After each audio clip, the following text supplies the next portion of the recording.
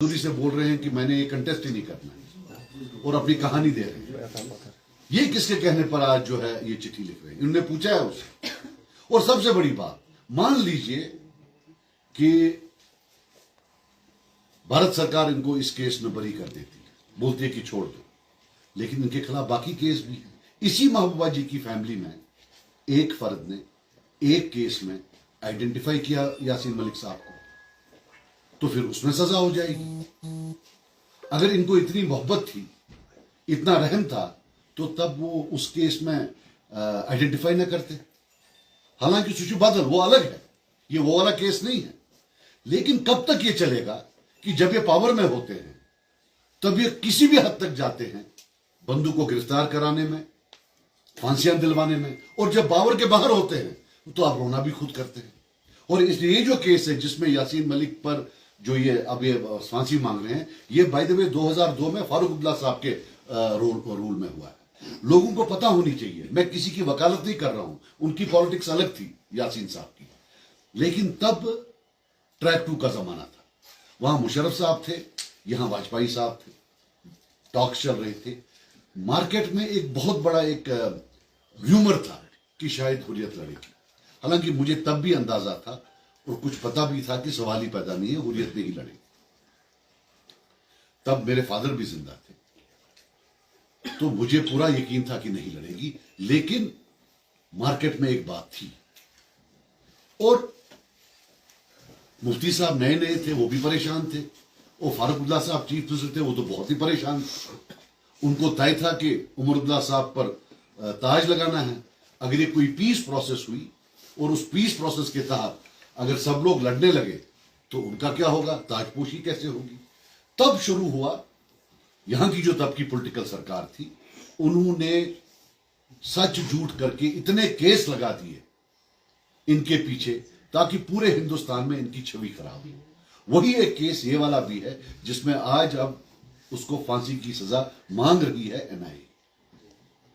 अब मजे की बात देखिए, मजे की क्या, अफसोस इस बात की, ये जो फारूक अब्दुल्ला साहब है, मैंने खुद अपनी आंखों से 2019 में इनका एक वीडियो देखा जब पार्लियामेंट इलेक्शन था कि जनाब यासीन साहब, आप और हमारा रास्ता सेम है, आप चलिए, हम आपके साथ हैं। इलेक्शन लड़ना था ना।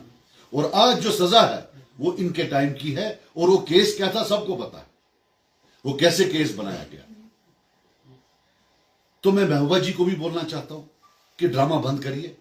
मैं दोनों खानदानों को बोलना चाहता हूं कि आप पहले आइए और एक एक गुनाह का माफी जो है पहले लोगों से मांगिए, तब जाकर आप साफ अपाक होंगी कि आप किसी की वकालत करें। जब तक आपके हाथों पर, आपके दामन में झूठे केस और खून के धब्बे हैं, आपको कोई हक नहीं बनता है किसी की कुर्बानी के साथ जो है इस किस्म का जो है बिहेवियर करना। This can not be done.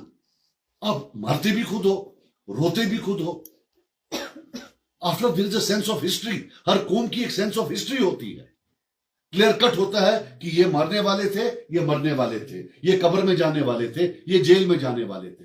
यहां ये मल्टीपल रोल, ऑलराउंडर्स, बॉलिंग भी मैं करूंगा, बैटिंग भी मैं करूंगा, स्पिन बॉलिंग भी मैं करूंगा।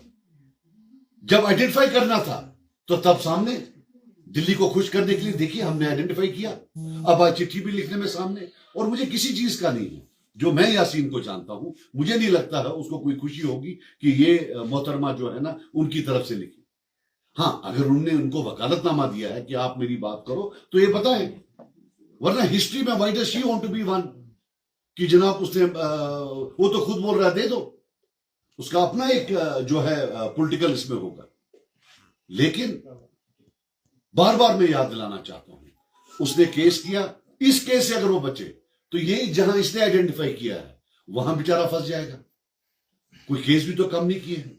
अभी कुछ दिनों पहले महबूबा जी ने बरकती साहब की बात की। अब मुझे माफ करना, मैं हाथ जोड़कर माफी मांग रहा हूं। आप भी अब जाते हैं, हमसे तो आप बहुत सवाल पूछते थे इलेक्शन में, आप वो हैं, आप ये हैं। जरा उनसे पूछिए बरकती साहब बंद कब हुए?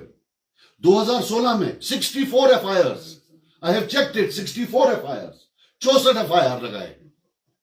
और आप मजाक न बनाइए, इट्स आप मजाक बना रही हैं, आप ह्यूमिलेट कर रही हैं हर एक को।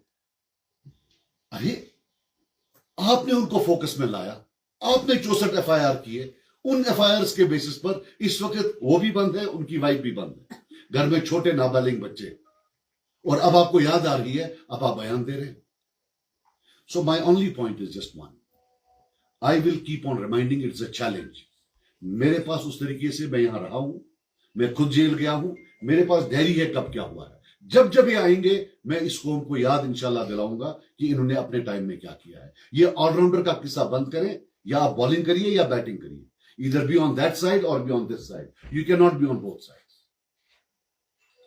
इफ यू सज्जाद साहब, आज